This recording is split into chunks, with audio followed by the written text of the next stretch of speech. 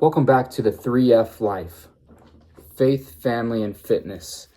Once again, my name is Connor, and in this episode, I'm going to get into a little bit of a story about sleep. So I'm going to give you a little bit of my background. In my last video, I mentioned the 3 pillars of health. So when you talk fitness, most people are not talking sleep. I think sleep is kind of coming around, and it's being talked about a little bit more now. But I mean, even most doctors nowadays, they don't have a lot of formal education on sleep. And this is something that I would say I'm an expert in. I've literally been in the sleep industry for about 5 years. And I mentioned in the last video, but I've put out a book. It's free. You can go check it out on my Instagram. The link is there. And this book basically broke down my experience of 15 years dealing with insomnia. So this is something that I think that the numbers between 20 and 25 million Americans suffer from some form of insomnia. And for a while before I understood what insomnia was, there's a lot of different thoughts on it. Is insomnia staying up really late at night and not being able to sleep? Is insomnia waking up multiple times throughout the night and just getting really kind of poor quality sleep? It's kind of a combination of everything, to be honest. And from my journey, for 15 years of my life, I mean, this is dating back to when I was in middle school, high school. I'd be laying in bed, staying up until 2, 3 in the morning. I'd wake up at 6, go to school at 7. And it was just you're not getting any sleep, so you're not functioning properly the way that you should. And in my book, the way that I explain this is you become this essentially zombie version of yourself, where it's like, the way I explain it is you can do something subconsciously. When you go tie your shoes, you don't think this is how I do the bunny loop. Put it under here, tie it in it. You just kind of tie your shoes. So what happens is when you do something so frequently, you just can kind of do it without thinking or putting thought into doing it. So for me, when I was that zombie self per se, I would skate through my life on no sleep. And I would go into school.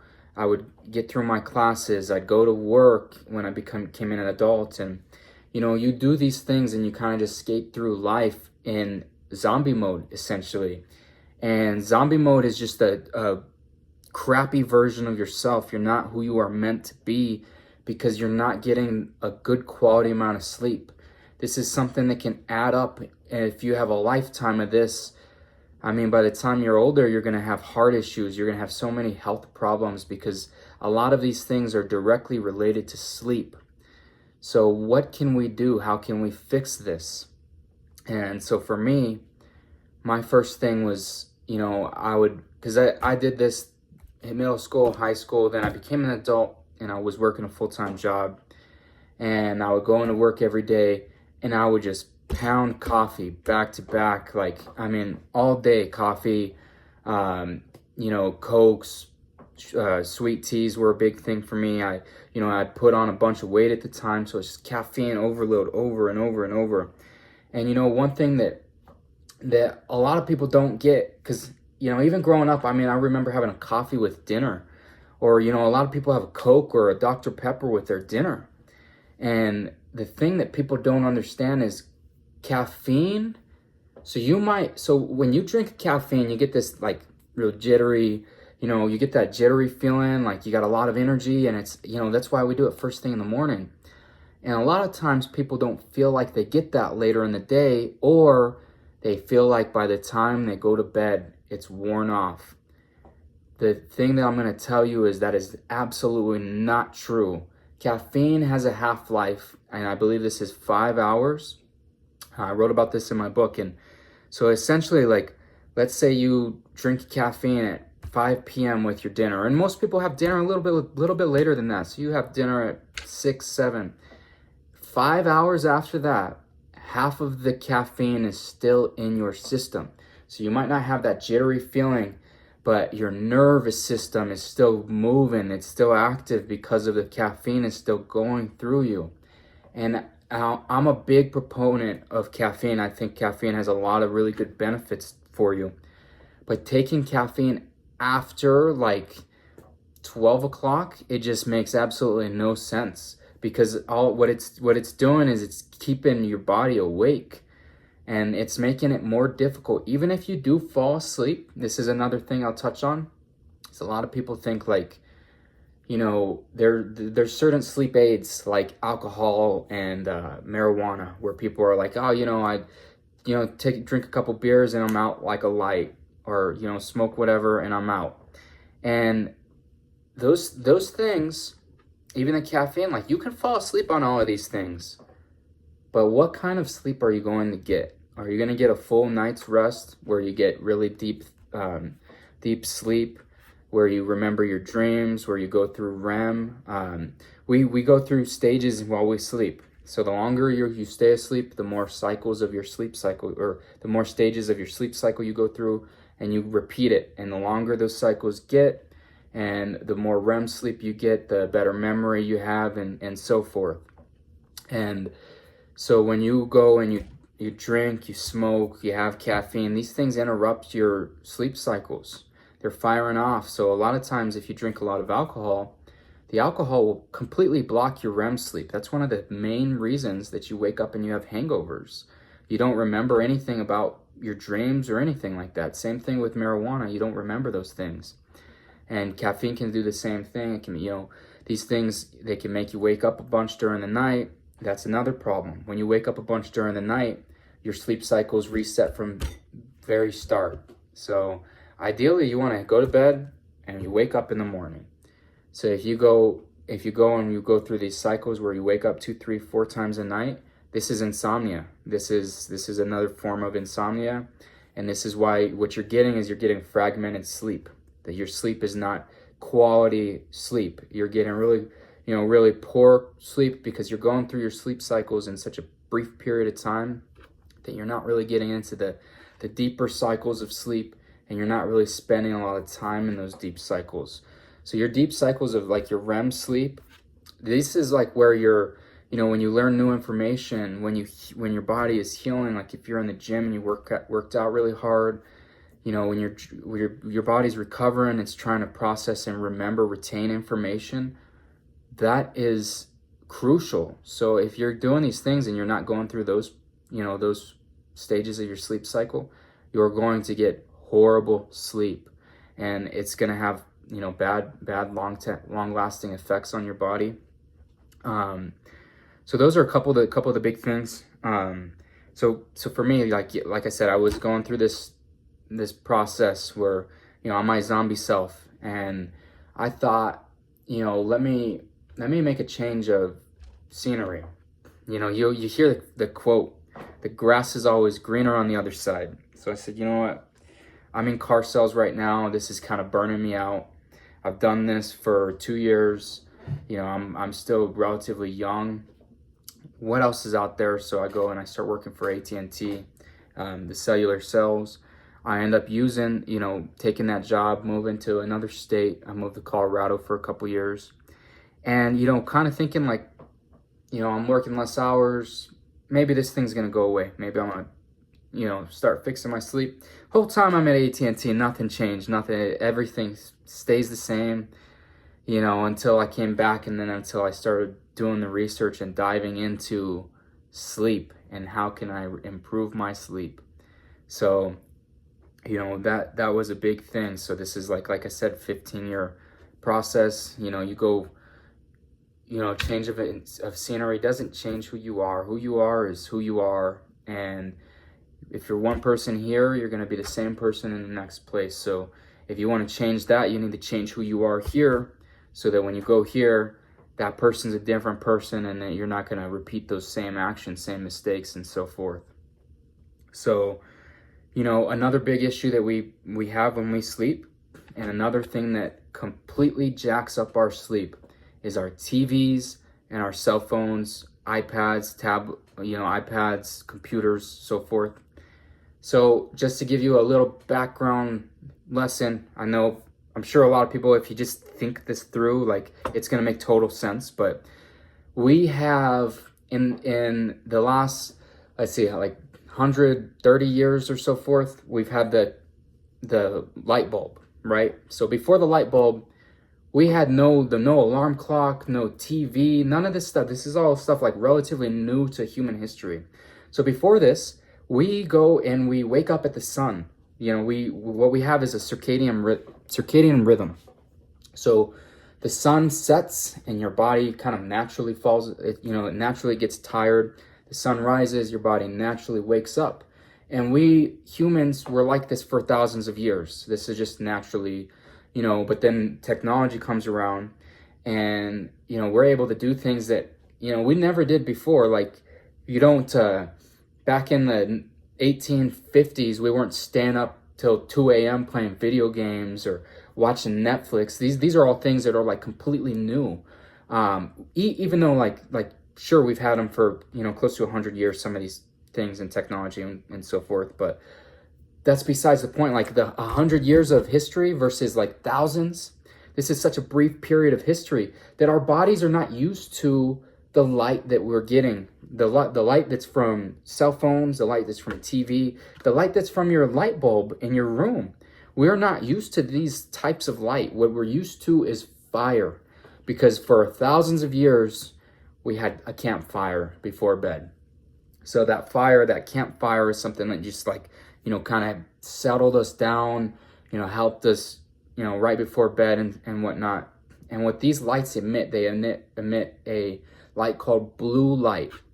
And blue light, it essentially simulates the sun to our minds. So obviously we're not dumb and we're like, it's a cell phone. Like, I'm not dumb. I know this isn't the sun. But to our brains, we are seeing that frequency, the light, and our brain is telling us it's still daytime. That's how you can sit in front of a TV and for 5 hours at night, you could stay up till 3 a.m. watching 20 episodes of The Office or whatever show you love. It's easy.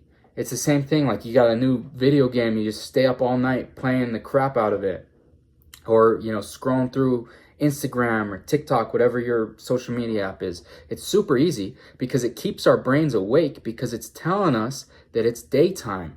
And our brain isn't processing that, no, it's nighttime, I need to sit my butt down and go to sleep. So how do we fix this? And I'll be honest, this is like, it's not easy. Like, I've got a TV in my room. At one point I didn't, and then it was just like, dude, it's weird not having a TV in your room. It's just something so normal. I actually have a TV in the room, but I don't have anything plugged into it. So it's kind of just like for display purposes. It looks cool up on the wall because there's nothing else there. But I would literally have to go and unplug a Roku or something from another TV in my house to actually get this one to work. But so like the TV in your bed, like I wouldn't watch TV.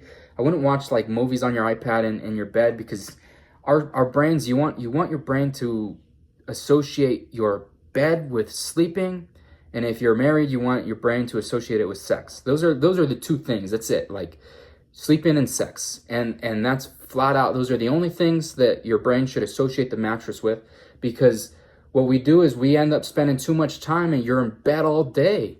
And these, like, you become these lazy people where you just stay in bed playing video games, scrolling through your phone 4 hours. Like, you wake up and you just stay in bed for 2 hours, and it's like, who are we? We're just like, a waste of space right now. Like, we need to get up and do something with our lives. We're just like burning away life, valuable life that we're not going to get back scrolling on our phones and doing stupid stuff. Like, so I would, like, they like your phone, you can go on your phone and you can turn on like night mode basically, and it's on like iPads, and you can get it on computers and whatnot. Night mode basically like blocks out some of the blue light, so you're not like, it kind of looks weird. It's like an orange kind of screen on your cell phone, so it's a different look. But you could do that. Personally, I just like, I got a wireless charger. I pop my phone on the wireless charger, put music on, set my alarm, and then I'm not looking at it. I put my phone on do not disturb so nobody's calling me. I'm not getting notifications that are going to keep me awake. You know, I'm going to bed at 8:30 at night, and I'm going to wake up early every single day. The iPad, like I plug the iPad in, you know, wake up and then I get to work on it. So, you know, it's that, you know, you just basically train yourself, like stop scrolling. You know, what I would do is just like, cause I do it for me, is I set an alarm clock for when I'm doing things. I have a calendar. So it's like at 8, I'm gonna stretch. 8:15, I'm gonna brush my teeth. 8:30, sleep. So it's like, I know when it's 8:30, I'm not scrolling through my phone. It's time for bed. And once you create that routine with your sleep, you get consistent sleep and your body gets used to it. Because I want to dispel a couple other, like, you know, phrases that we hear very often when it comes to sleep. You hear, there's a couple big ones. I will catch up on my sleep this weekend. That is like one of the craziest things. Like we act like your sleep is like a bank of energy. It's like a bank that you're just like, you got like 100 hours in here, and you're like, oh, I'm not sleeping. I've slept 4 hours this day, 4 hours this day, 4 hours this day. Oh, it's Friday. I'm going to put 12 hours back into the sleep bank. And it doesn't work like that. You slept like crap for the whole week. One day of good sleep, which isn't even good sleep. Your body is just so physically drained that you're sleeping more than you need to. When in reality, your body should only need 7 to 9 hours of sleep every night. So if you're getting such short amount of sleep that you can just stack your sleep up over a long period of time, that's like over one night, that's not good. And then, like, you know, you hear other things like, oh, I'll sleep when I'm dead. Like, you know, it's just like you will sleep when you're dead. You will also die much quicker if you don't sleep now. Like, a lot of people that are very, very successful get 8 hours of sleep at night, because it is crucial. How, like, your body is not, like, literally, if you could go into the gym and just work your butt off every single day, eat a perfect diet, and then you go home and you sleep for 3 hours a night, you're not going to get into the shape that you will if you sleep 8 hours at night, because your body will not recover. Just, there's no way. Like, you're just not getting enough sleep for that to work. So these things are really crucial. Last kind of topic I want to touch on.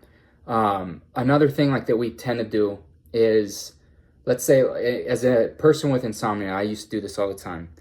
We wait until we're tired in bed. It's the craziest thing to me is, like, so you go to bed at, let's say you go to bed at 9 o'clock and you stay in bed until 11 o'clock. So you're in bed for 2 straight hours before you fall asleep. The way, you know, my analogy in my book is, that's like you sitting at the dinner table and just waiting until you get hungry. It's like, oh, I'm not hungry right now, I just ate, but I'll get hungry eventually. And you just sit there for 2-3 hours just waiting there. And then finally you're like, oh, I'm hungry now, it's time to eat. And it's the same thing. It's like, why are you waiting in bed to go to sleep? Go do something, and make that something not being on your phone or doing something super unproductive like watching movies. Like, go read a book. Try to better your mind. And to be honest, you're gonna read a book and you're gonna fall asleep. Like, that's what happens to most people. Obviously, like, you know, there's some books that are, you know, more interesting than others, but, you know, if the book is somewhat like boring, or like if you're even tired at all, like, you start reading the book, you might get through 2, 3, 4 pages, and then you're like, okay, now I'm ready to doze off, and then you go and you get back in bed. So you just do these things, and a lot of these things you just, you know, stack up. They're not like a one thing is gonna fix all. You know, like in my book I talk about, like, I've done the sleep pills, I've done like the little things like the aromatherapy scents, and, you know, I've done a lot of these like little things, and there's nothing that, like, this one thing, this is the magic to sleeping, this is gonna fix my insomnia. It's all a combination of calculated steps. And I think this goes beyond sleep, because I think that everything in your life is kind of like this.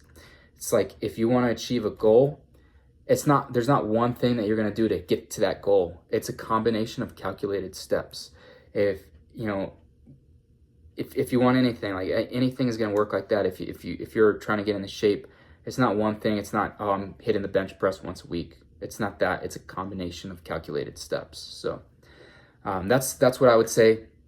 Like I said, we're going to get in more, sleep. Sleep is definitely going to be a topic on this channel, because like I said, I do know quite a bit about it. I mean, I just spent 20 minutes talking about it, but I'm gonna get into more faith-based stuff, more stuff when it comes to being a parent, and then more fitness things. And like I said, I think sleep kind of falls under the fitness umbrella.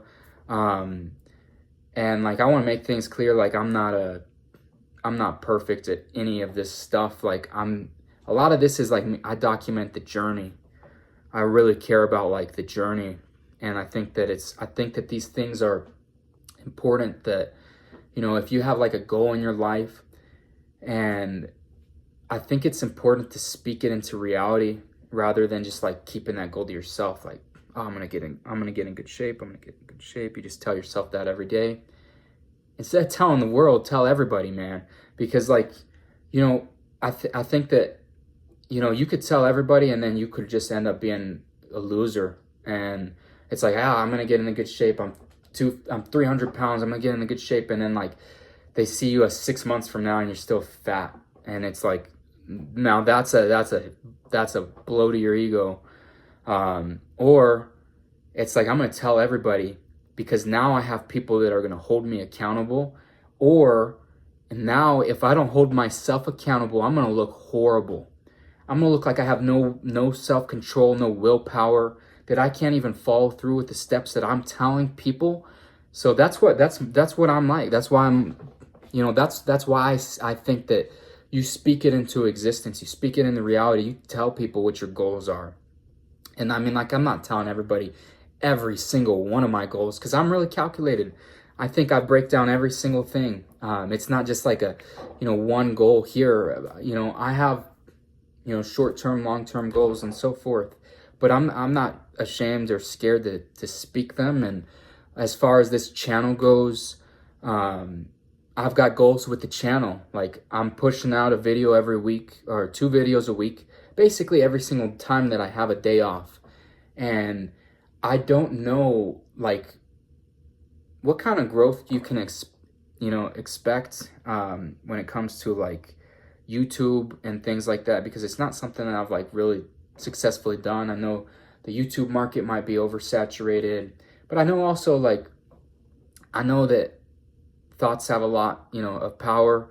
I know God has a lot of power, and I know that in time, who knows when or how, but eventually things will turn out and succeed. So, and that the other thing too is like this channel. I just want to be able to give back, and I think this way when it comes to like faith and stuff as well. Like, even if I can touch one person, if that one person's life can be changed, and that one person's salvation can be changed, and I'm not gonna like give myself credit like I'm not the reason somebody's coming to God. But if I'm the reason that somebody is introduced to God and then they accept Christ into their lives, just that one person, that's all I care.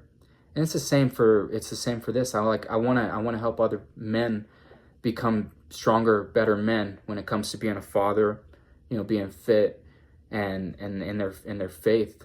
And even if there's only a couple men out there that feel like this did anything for them, then at the end of the day, I'll be ecstatic. I'll be fulfilled.